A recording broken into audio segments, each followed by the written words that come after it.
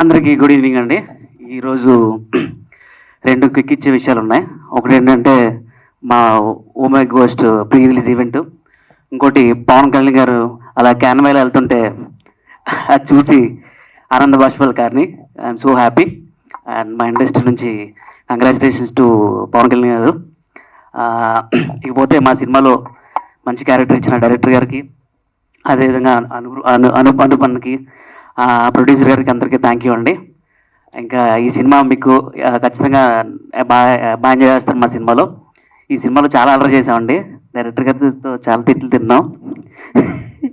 Especially దానికి కారణం శకలక శంకర్ అండి, నేను కదండి.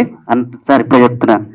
ఏమైందంటే సెట్లో మేము ప్రభాకరన్ ఉన్నారు కదా, బాహుబలి ప్రభాకరన్, ఆయన ఒక షాట్లో గింబల్ షాట్ ఉంటుంది. మొత్తం ఆర్టిస్టులు అందరి మీదకి వెళ్ళి ఒక 1 minute షాట్ అది. అయితే ప్రభాకర్ అన్న గారు బ్యాగ్ నుంచి సంచిలోంచి తీసి విభూతి ఇలా జల్లాలి. ఆ బ్యాగ్ ఇంతే ఉంది. మా టెన్షన్ ఏంటంటే షార్ట్లో విభూతి వస్తుందా రాదా అని చెప్పని చూస్తున్నా. టేక్ ముందు శకలక శంకర్ చెప్పాను నేను, అరే విభూతి రాదరేమో అన్నాను.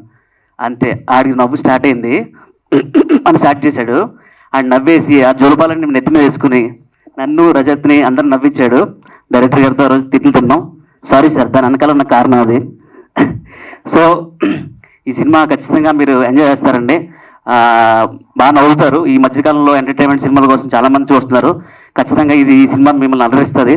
సో 21st థియేటర్లో కలుద్దాం. Thank you so much.